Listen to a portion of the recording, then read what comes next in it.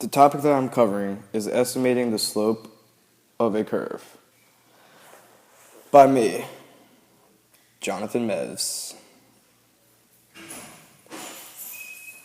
It is important to recall an essential principle in mathematics, basically, all the way back from Algebra 1, the slope equation. y2 minus y1 over x2 minus x1 gives you the slope of a line between those 2 points, right? Or in other words, delta y over delta x, the change in y over the change in x, will give you the slope of that line.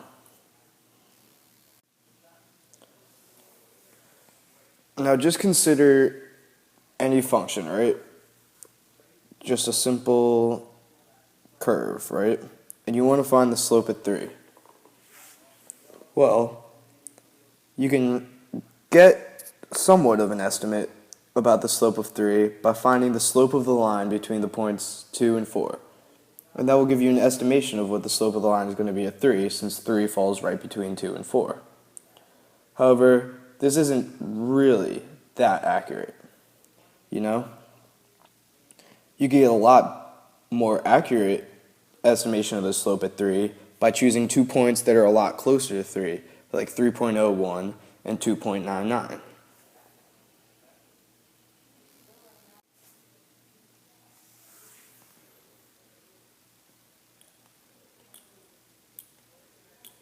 In general terms, you can see here the slope equation all the way from Algebra 1 being used to find the slope at any point y of x on a curve of a graph, right?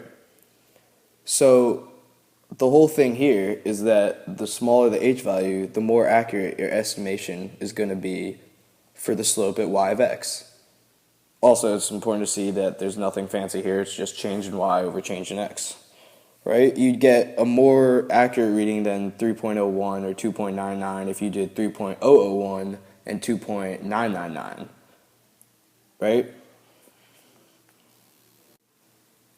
This is essentially what your calculator is doing when you use the n-deriv function on it, right? For any TI calculators, right? They just use an extremely small h value so they get an extremely accurate estimation of what the slope would be at a point y of x, or the point that you enter, that it's simply the slope at that point. So to use the n-deriv function, first you're going to want to open the catalog on your calculator. Hit second and 0 so the catalog comes up. Then, with the catalog open, it's already going to have alpha up, but you hit the log key, which is really just the letter n, and it's going to take you to all the calculator tools or functions or whatever that start with the letter n, which is what we're looking for, n-deriv. So you scroll down a couple times in the catalog, and then you'll open the n-deriv tool, right? So let's say you have a function plugged into your y1, right? Just any old function, x cubed plus 6x squared minus 4. How cool. And you want to find the slope of this function at 5 using the n-deriv tool. So you follow the steps I explained, pull up n-deriv in the calculator, go to the vars key, scroll to the right 2 times, and then click on the y1 key. So that's in the first part of the parentheses. Then you punch in a comma with respect to x in the calculator, comma, and then at the point where you want it to be evaluated at, which is 5, we said. So you plug that into your calculator, and out comes 135, your answer. Again, n-deriv is used like this once more so you can see it.